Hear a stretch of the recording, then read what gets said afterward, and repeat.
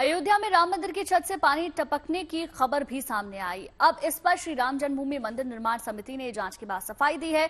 समिति का कहना है कि अभी मंदिर में निर्माण कार्य चल रहा है। जो पानी टपकने की घटना हुई वो बिजली के पाइप की वजह से हुई। समिति ने भरोसा दिया है कि मंदिर निर्माण में किसी प्रकार की कोई कमी नहीं होगी। अच्छी क्वालिटी का निर्माण कार्य होगा और सभी दिक्कतें निर्माण कार्य पूरा होने पर दूर हो जाएंगी।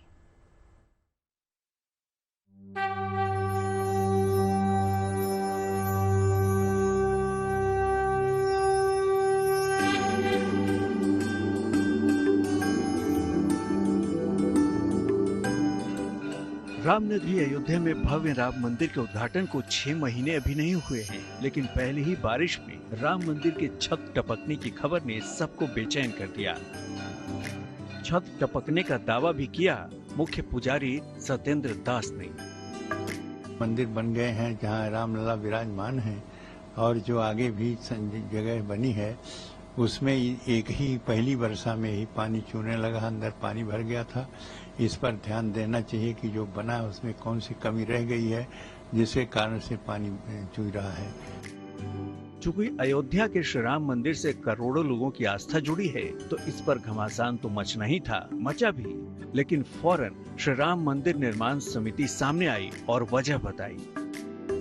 वाटर प्रूफिंग चल रही है, ऊपर वायरिंग का काम भी चल रहा है, पाइपलाइन लगी रहती है, मैकेनिक्स कुछ कहीं काम पूरा आधा करके जाते हैं, छोड़ देते हैं, तो ऑल ऑफ सडन जब बारिश होती है कहीं से थोड़ा पानी आ सकता है और जो वायरिंग होती है वो खंबे हैं उसके आसपास ही होगा। पानी टपकने की व्यवस्था नहीं है, वो बंद रहेगा।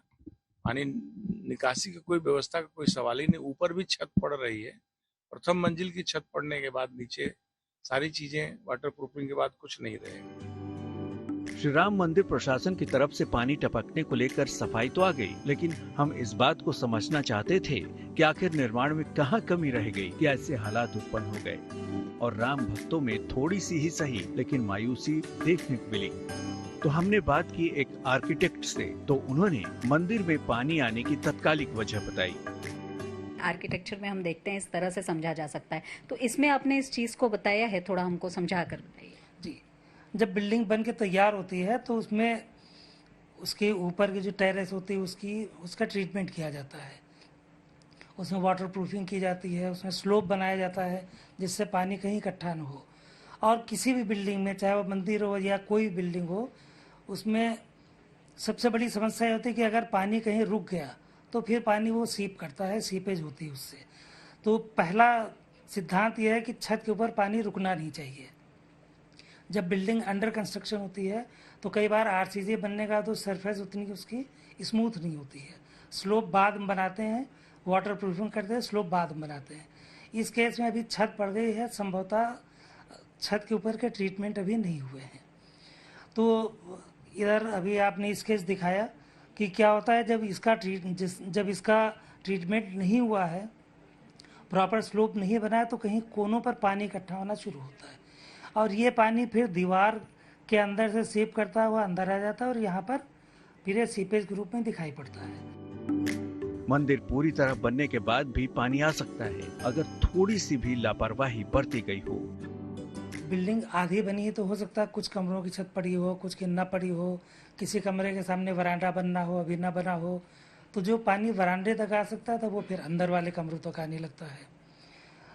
यहाँ राम मंदिर में भी जो गर्भगृह के सामने जो हॉल है उसके ऊपर अभी छत नहीं बनी है, उसके ऊपर वाले फ्लोर पर बड़ी बड़ी मेहराबें बनी हैं। तो कई बार बौछार का भी पानी इतना ज़्यादा होता है कि अंदर आके इकट्ठा हो जाए और लगता है कि पानी पता नहीं कहाँ से आ गया है। तो बनती हुई बिल्डिंग के अंदर पानी आने के 2 तरीके हो सकते हैं। एक तो ये वाला हो सकता है कि धार के साथ पानी आए, दूसरा हो सकता है कि कहीं से रिसाव या सीपेज करते हुए थोड़ा थोड़ा पानी आए, वो फिर टपक। यही नहीं, मंदिर के गर्भगृह से पानी न निकलने को लेकर जो अफवाह फैली थी उस पर भी सफाई दी गई। भगवान का जो स्नान होता है, श्रृंगार होता है, वही जल होता है। तो अनेक जो साधु संत थे उनकी यह राय थी कि इस पानी को आप एक कुंड में एकत्रित करें और कुंड में एकत्रित कर लें, जिससे लोगों को लेना है, जल लेना है तो वो स्नान का जल भी लेते हैं। तो वो कुंड निर्माण के पास बना हुआ है, उस कुंड में वहाँ से पानी जो है वो एब्जॉर्ब करके और उसको फिर निचोड़ के वहाँ पे रख दिया जाता है। इस बीच राम मंदिर कंस्ट्रक्शन कमेटी और मंदिर बनाने वाली L&T कंपनी का कहना है कि निर्माण में किसी भी प्रकार की कोताही नहीं बरती जा रही है। उच्च स्तर का काम हो रहा है। बस एक बार मंदिर का काम पूरा हो जाए तो ऐसी दिक्कत दोबारा नहीं होगी। लखनऊ से शिल्पी सेन और अयोध्या से वनवीर सिंह के साथ bureau report, good news today.